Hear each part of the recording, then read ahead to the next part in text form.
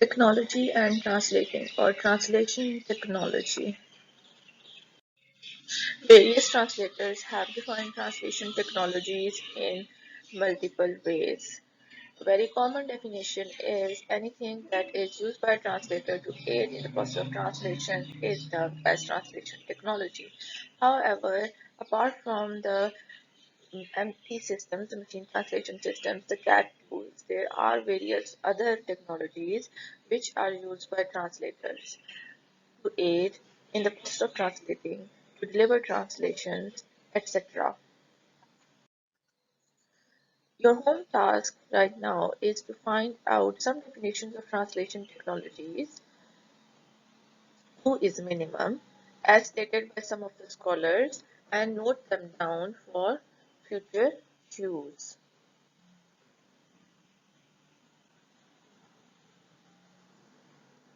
To give you a hint, translation technology is a generic term, okay, and it is defined and categorized in various ways by scholars such as Melby, M-E-L-B-Y. Book is published in 1998. I would not be telling you the name of the book.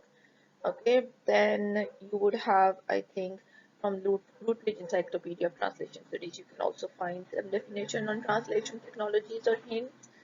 So I do suggest you download some article or look for some specific scholar to know more about the particular definition of translation technologies.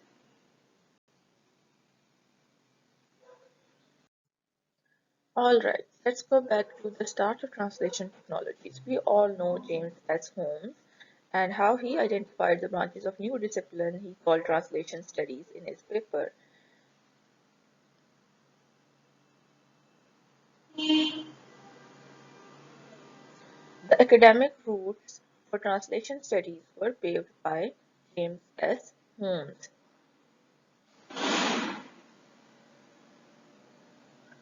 He stated that there are general translation studies and partial translation studies or theories, and among the partials he has defined your medium restricted, area restricted, rank, text type, time, and problem restricted translation theories.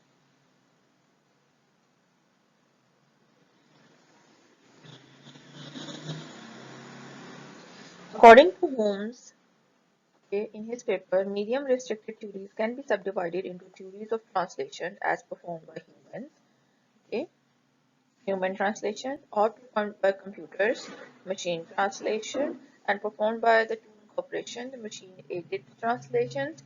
Together with theoretical translation studies, his paper deals with translation tools in the applied branch of translation studies.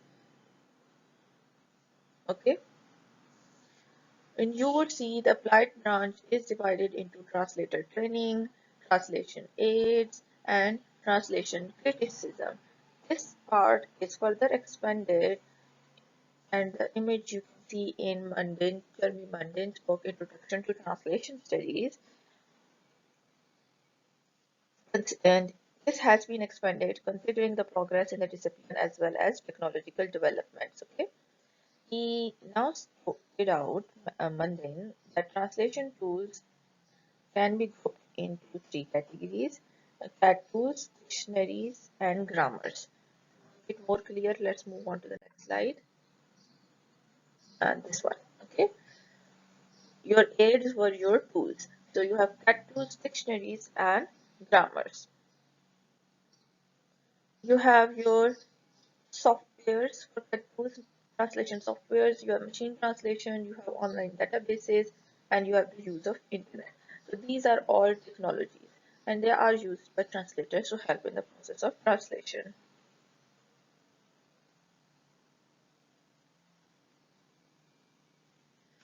However, this is still a very basic form of translation technologies which have been shown by Mundane in expanded form of the James S. Holmes map. Johan, I think that's his name. I could be wrong though. But 5 years later, there is a scholar who has made a radical change in the map, and he has examined all these technologies in details. Okay.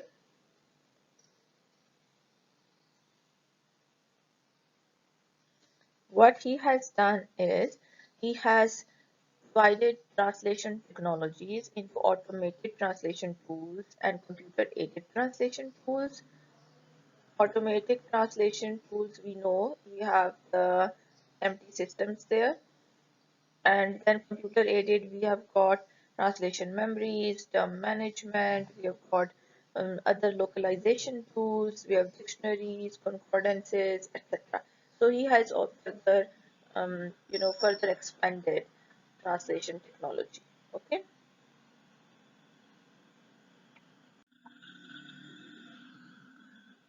All right, we have already discussed the brief history of translation technology. You already know, I hope, the 5 phases of machine translation development.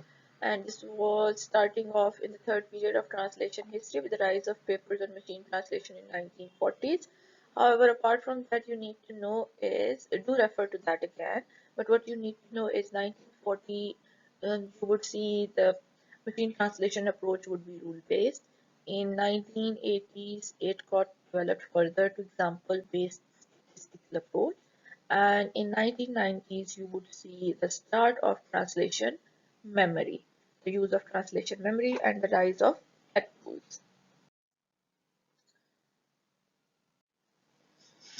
Again, we already know how machine translation and human translation differ from each other, and there is a certain role of technology in human translation as well nowadays. We do use it to get a draft sometimes. Sometimes we have tools that would edit for us, okay? We are using that tools as well in the human translation, whereas for machine translation, you do see a very automated version of the translation and the very maximum use of translation technology. There is some use of technologies in human translations, although that might be slightly minimum. The difference we have already studied, but it does fall into this topic again, therefore I have mentioned it here in brief. Alright, as for the types, you would see that it has been distinguished, the translation technologies, especially the modern translation technologies, into three types of approaches to translation process. We see machine aids for translators, machine aided translation, and machine translation. Okay, the machine translation is the automated translation we have talked about. The machine-aided translation is the translation where humans take help from computers to do translation, and machine aids for translator is where you would see a lot of other things coming into play as well. Like we have subtitling softwares as well now. We have softwares which would make your translation, which would check your translation for you. We have softwares which would adapt your translation for a particular domain, or you can check whether it's set for a particular domain. Okay, you have a ton of softwares available, and everything you use as a translator to help to take help in the process of translation, they would be coming under your machine aid for translators. Machine aids would also cover word processors, your dictionary management tools, your term banks, your lookup facilities, like where you're taking your translations for, or your glossaries. Okay,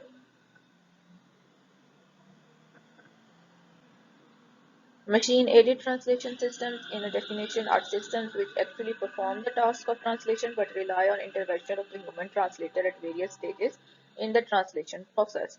The difference between machine-aided translation systems and machine translation systems is that the latter, that is, the machine translation systems, are intended as fully automatic translation systems though their output can, of course, be passed on to the translator for post-editing. Okay?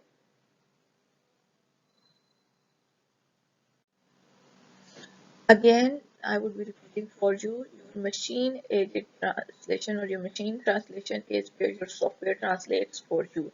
Anywhere you find a software that is not performing the act of translating for you, that would come under CAT tools. Okay, that is a very basic difference between machine translating systems and CAT tools. Stated, the translation technologies, especially the machine translation technologies, work on two basic principles, or rather, they comprise of two stages. Number one, production of rough text, and number two, revision. First, the production of a rough text or preliminary version in the target language in which most of the translation problems are solved, but which is far from being perfect. And second, the revision stage, varying from merely rereading the text while making minor adjustments to the implication of the radical changes. It could be said that machine translation aims at performing the first stage of this process in an automatic way, so that the human translator can then proceed directly to the second stage, carrying out the meticulous task and outstanding task of the revision of the text, that is, post translation or post editing.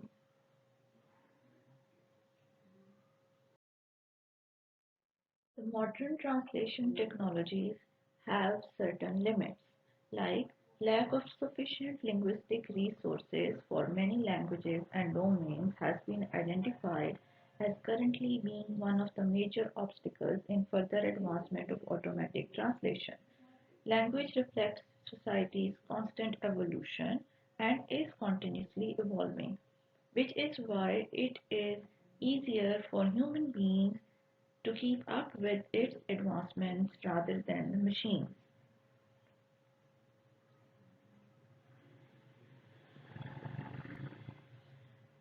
Kelly, author of Found in Translation, explains professional translators take care to ensure that the message resonates with a foreign audience as the original author intended it to. Machines still lack this ability to do so. The machine does not have a sense of humor or the ability to choose the perfect words for target audience. It is important to stress here that the automatic translation systems are not yet capable of producing an immediately usable text. There is a high need of post-editing.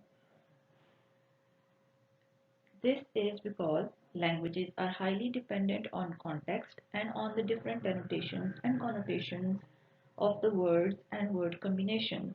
It is always possible to provide full context within the text itself, so the machine translation is limited to concrete situations and is considered to be primarily a mean of saving time rather than a replacement for human activity. Some people confirm the fact that Google Translate produces nonsense most of the time, and that is actually fueling a demand for professional human translators. Again, machine translation requires post-editing in order to yield a quality target text. So despite the effectiveness of machine translation, professional translators must still review the final translation in order to ensure accuracy and cultural correctness. Also, the expense associated with translators is excessive. Take, for instance, the European Union must translate over 1 million pages per year, and as new members are added, more languages are translated, or more languages are required to be translated. Also, there is an expense associated with translation due to the concentrated use of human resources. This is as a result of the fact that the machine translation does not alone provide the type of accuracy that is needed due to its failure to recognize the subtleties within the language. And various companies are attempting to address these deficiencies, but we are far from an accurate translation in one go.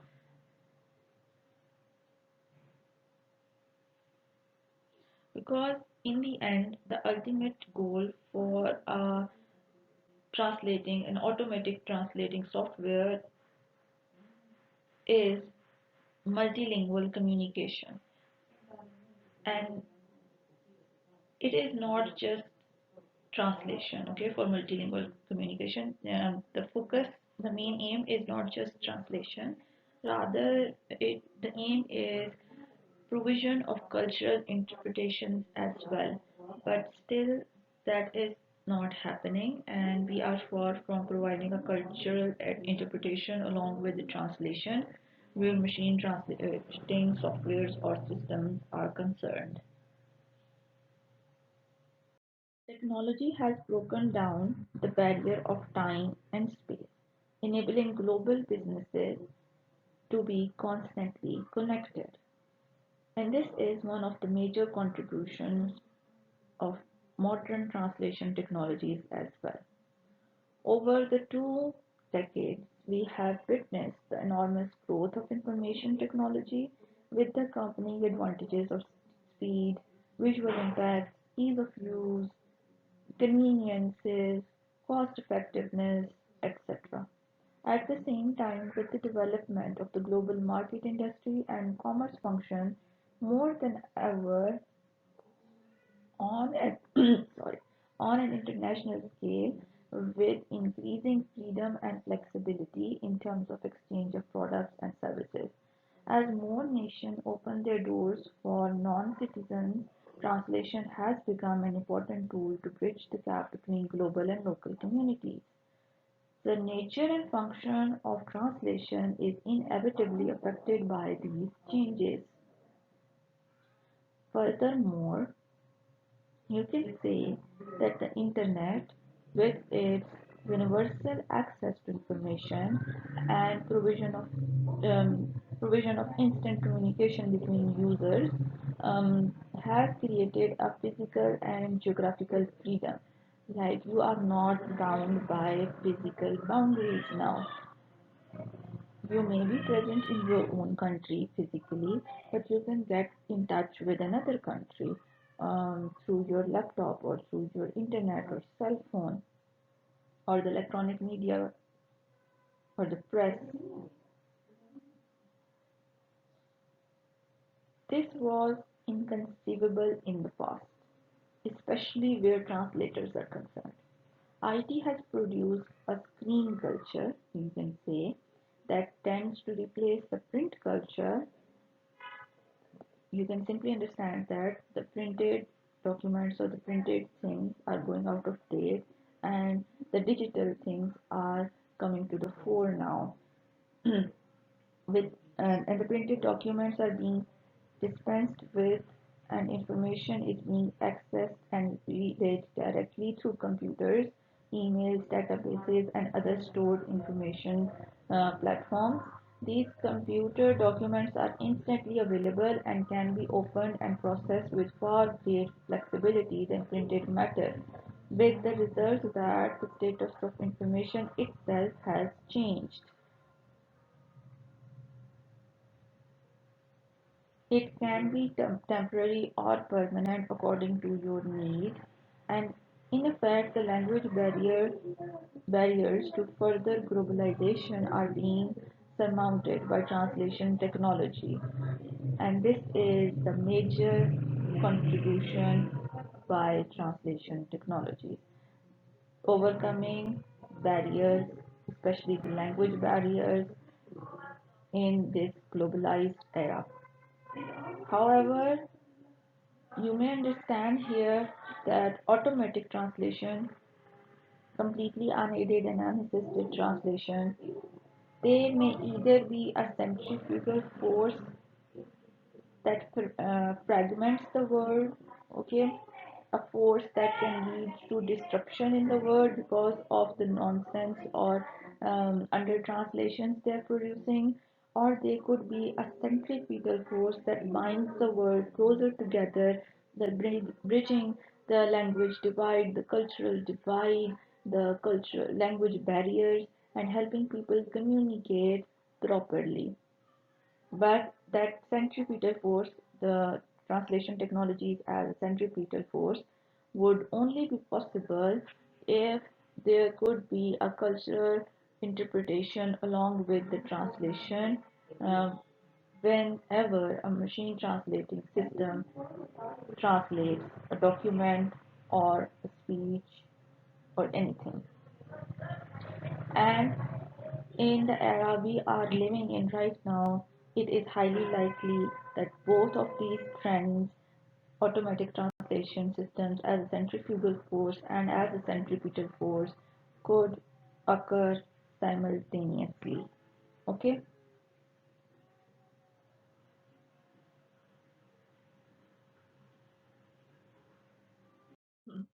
In sum, there has been continuous advancement in the field of computers since the development of the first computer,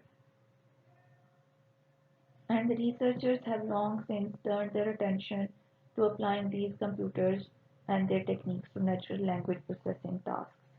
Translation market has also changed dramatically and drastically in the last decade because there has been an increase in the demand of the translation services. The sharing of information is at every level of human experience today, and we have a lot of tools available to do so. According to UNICEF, more people die from lack of knowledge than from diseases. People in poor countries are simply unable to access global knowledge, simply unable to access global knowledge in a language they understand. Modern translation technologies may be bringing the knowledge closer to the bottom 3 million. Ultimately, translation is important because it facilitates multilingual communication and allows people from around the world to better understand one another culturally, economically, and socially. However, different aspects of modern life has led to the need for more efficient methods of translation. Translators therefore envision a world where knowledge knows no language barrier and perhaps no geographical and physical barriers as well. At the present time, the demand for translations is not satisfied because there are not enough human translators.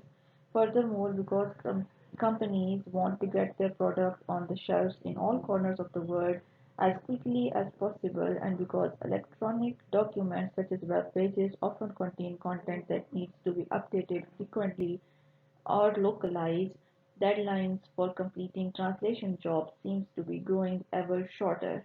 Translation technology is the answer for all of these problems that are being faced by a translator of the modern world.